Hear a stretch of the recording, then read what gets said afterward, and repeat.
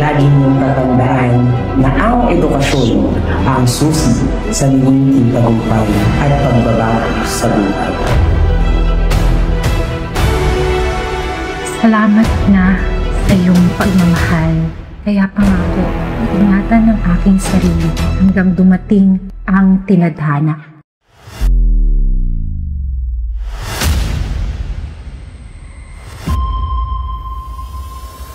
Madali sa atin ang humusga dahil mas pinahahalagahan natin ang nakikita ng ating mga mata. Pilit nating magbulag-bulagan sa inggit at galit. Ngunit kung hahayaan natin silang magwagi, hindi mamumukadkad ang ating itinatagong ganda at talento.